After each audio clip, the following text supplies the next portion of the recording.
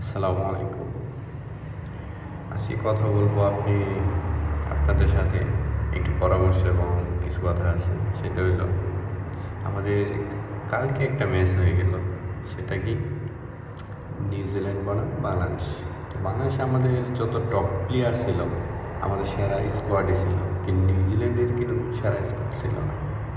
তো আসলে এই বিষয় নিয়ে কথা বলতে আমি চাচ্ছিলাম না, তবু মনে সাড়া দিলে একটু কথা বলি আর একটু আপনাদেরকে পারফরমেন্সগুলো একটু দেখাই। পারফরমেন্সগুলোর মধ্যে আমাদের যে পাওয়ার দেওয়া ক্রিকেট টিমের সকল প্লেয়ারগুলো যে পারফরমেন্স করছে, খুব সুন্দর পারফরমেন্স করছে, কিচ্ছু বলার নেই। এদেরকে কী করলে, এমনি কী করলে এরা কতটুক হলে এরা ভালো খেলবে। বলাররা খুব ভালো করছে, মাত্র 247 রানে উইকেট করে দিয়েছে। বলারের কোনো দোষ নেই এখানে।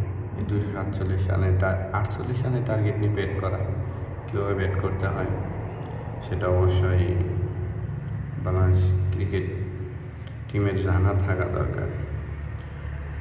আমি ওদের পারফরমেন্সে আমি বাংলাদেশের পারফরমেন্সের কথা বলতেছি। যেমন তাসকিন আহমেদ বল করছে 10 ওভারে 50 run 2 wicket. Shoriful Islam 10 over ball করছে, 2টা maiden 27 run 2 wicket. Mehidy Miraz 10 over ball করছে, 1টা maiden 54 run 1 wicket.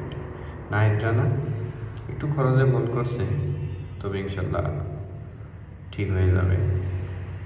10 over 65 run 1 wicket. তারপরে ইরশাদ হোসেন 10 ওভার 44 রান 2 উইকেট। এই হলো আমাদের bowling performance.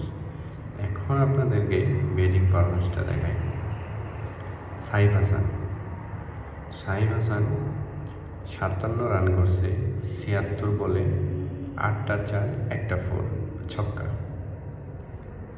Tanzid Tamim 2 run করছে 6 বলে। নাজমুল হোসেন শান্ত আমাদের বরাবরই নেই, ওই ঐতিহ্যটা ধরে রাখে, তাই রাখছে 0 রান, প্রথম বলেই বোল্ড। লিটন দাস 64 বলে 46 রান করছে, এর ভিতরে 3টা 4 আছে। তৌহিদ হৃদয় সে 60 বলে 55 রান করছে, 2টা 6 2টা 4।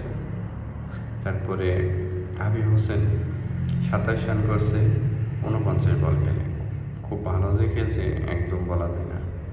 মেহেদি মিরাজ আমাদের বাবার দল ক্রিকেট টিমের ক্যাপ্টেন, সে আমাদের সভাপতির খুব ঘনিষ্ঠ লোক, সে 14 বলে 6 রান করছে। রিশাদ হোসেন 9 বলে 4। আমাদের শরীফুল ইসলাম, এরা তো বলার, এরা কী খেলবে, এদের কিছু বলার নাই। 5 বলে 2। নাহিদ রানা 3 বলে 0। এ হলো আমাদের ব্যাটিং পারফরমেন্স। তো এখন আপনারা বলেন এদেরকে নিয়ে আমরা কি করব। তো কথাটা হলো এইটুকুই, আপনাদেরকে সব কিছু জানাইলাম। এখন আপনারা জানাবেন কমেন্টে এসে যে এদেরকে কী করা দরকার। তো এই ছিল আজকের প্রথম। তো ভালো থাকবেন, আল্লাহ হাফিজ।